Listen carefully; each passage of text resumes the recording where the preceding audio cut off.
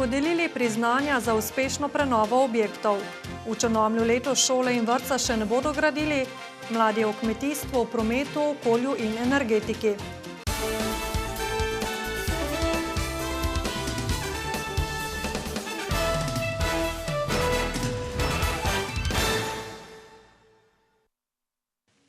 Dober večer. Ob zaključku Evropskega leta kulturne dediščine so v novomeškem Jakčevem domu prvič podelili priznanja lastnikom objektov kulturne dediščine za uspešno in kakovostno izvedeno prenovo v letu 2018. Med 17 kakovostno obnovljenimi objekti je ocenjevalna komisija nagradila 3, med njimi železolivarsko delavnico Dvor pri Žužemberku. Železolivarska delavnica je, poleg nje je ocenjevalna komisija v ožji izbor iz jugovzhodne regije uvrstila še hišo v Krškem, dobila posebno priznanje za prenovo in ohranjanje izvirne dejavnosti. Lahko rečemo, da je to izjemna pohvala prvo lastnikom, potem tudi spomeniški službi in vsem, ki so znali in vedeli, na kakšen način ohraniti to izjemno kulturno dediščino in jo tako ohraniti tudi nadaljnjim rodovom. Želimo se zahvaliti lastnikom za kvalitetno obnovo objektov kulturne dediščine, za vse, kar so vložili v to obnovo in energije in dela in tudi v končni fazi sredstev, in naj bo ta javno priznanje po eni strani njim zahvala, po drugi strani pa drugim spodbuda. Ocenjevalna komisija šole prenove, kot so poimenovali projekt, je imela zahtevno delo.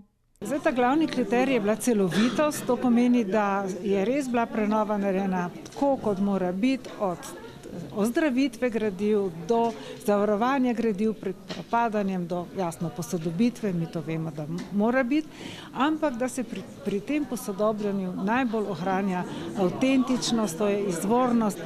Partnerji šole prenove, Ljubljanska fakulteta za arhitekturo, Zavod za varstvo kulturne dediščine Slovenije, Združenje zgodovinskih mest Slovenije in Srednja gradbena, geodetska in okoljevarstvena šola Ljubljana so tako v letu evropske kulturne dediščine dodali svoj prispevek k razvojnemu ohranjanju slovenske arhitekturne dediščine. Zaskrbljujoče je dejstvo, da imamo v registru kulturne dediščine, ki ga vodi Ministrstvo za kulturo, okrog 30.000 enot, da pa je podatek iz leta 2015, da smo izgubili celo med 25 in 30% vseh vpisanih objektov, kar pomeni velik procent. Prihodnje leto naj bi se za priznanje potegoval tudi prenovljeni novomeški glavni trg. Črnomaljski občinski svetniki so se včeraj sestali na 3. redni seji in odločili, komu bodo podelili priznanja ob kulturnem in komu ob skorajšnjem občinskem prazniku, ko bo na osrednji občinski slovesnosti slavnostni govornik predsednik vlade Marjan Šarec. Večina predlogov je bila sprejeta brez glasu proti, zapletlo pa se je pri odločanju o priznanju športni kolektiv leta, ko so 4 svetniki glasovali proti. Zato, ker se je po proučitvi sistema nagrajevanja športnih kolektivov izkazala potreba, da se prevetri pravilnik, ki je bil do sedaj v veljavi. Pred leti, ko je ta pravilnik nastal, so najbrž vedeli, pravi Fabjanova. Kdo je kolektiv, kdo je pa individualni športnik. Danes tukaj reda ni in si seveda svetniki nismo bili edini, kaj komu pripada. Brez posebnih zapletov pa so svetniki imenovali delovna telesa občinskega sveta in sprejeli njegov okvirni program dela, vključno s predlogom Andreja Fabjana, da na osnovi že leta 2015 podane pobude civilne iniciative v program uvrstijo tudi ureditev parkiranja v črnomaljskem mestnem jedru.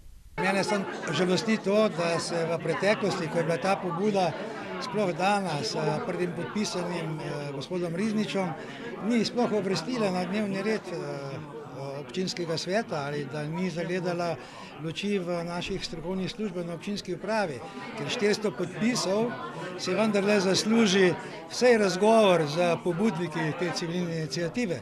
O vsebini te pobude, ki jo je Fabjan predal županu, bodo svetniki razpravljali na februarski ali marčevski seji. Gre predvsem za ureditev določenih parkirišč, predvsem pa tudi ceniki.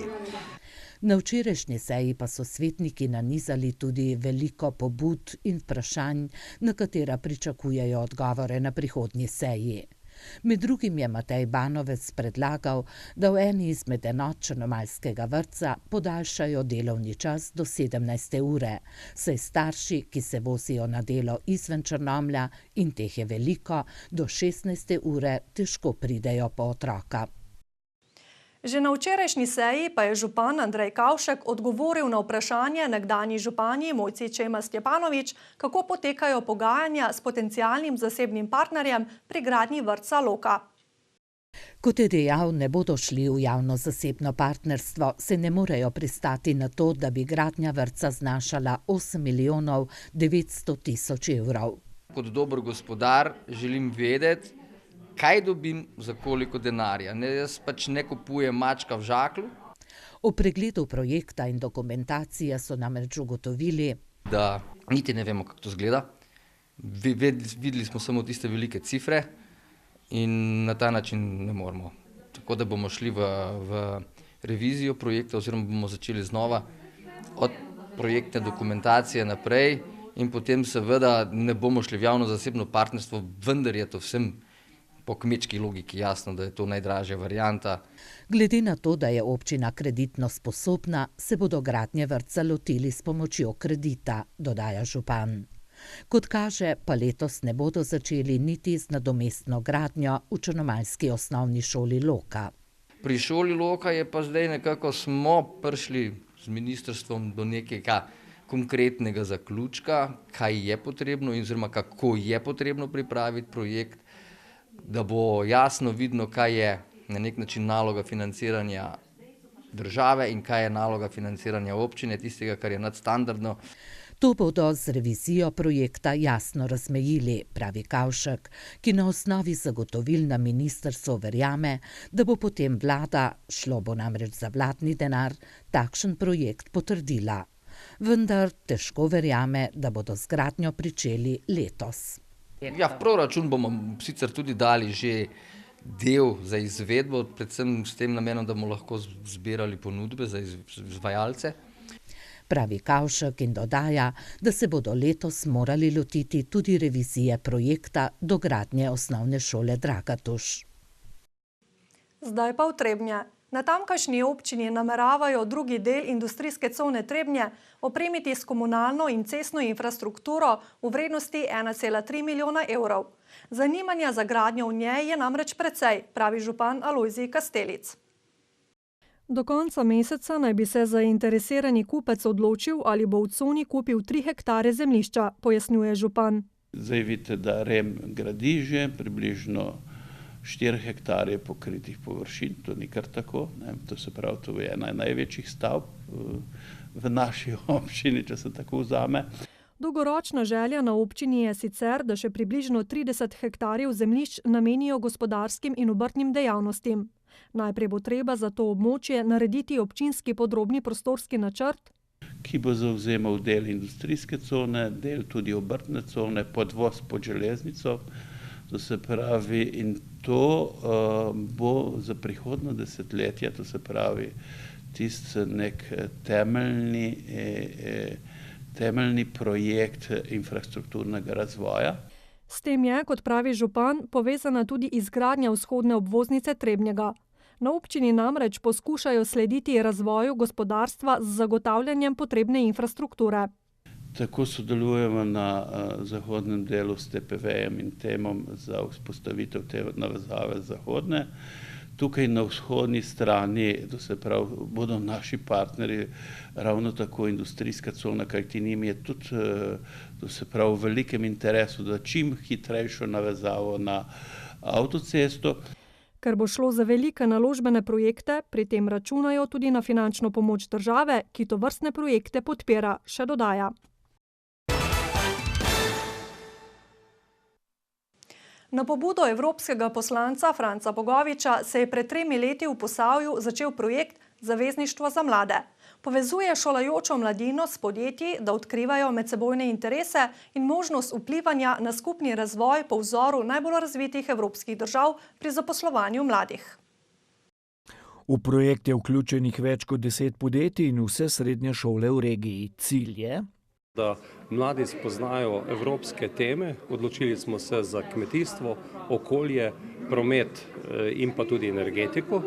In ideje, ki jih skupaj spravijo štiri skupine iz posavskih srednjih šol, soočijo s posavskimi podjetji, ki na tem področju izvajajo te evropske politike.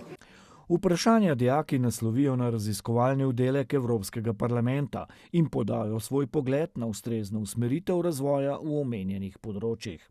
Ključen cilj je, da se šole srečajo med sabo, dijaki s podjetji in konec koncev tudi sami spoznamo odlična podjetja, ki jih imamo v Posavju in izvajajo te politike. Pomembno je, da mladi zelo zgodaj vidijo, da je prihodnost v našem okolju in da jo tudi v bodoče kreirajo. Mislim, da je tudi en od ciljev tega projekta, da vidimo Evropsko unijo kot nekaj na lokalni ravni, nekaj, kar spreminja življenje vsem, in da smo tudi mladi v to vpeti.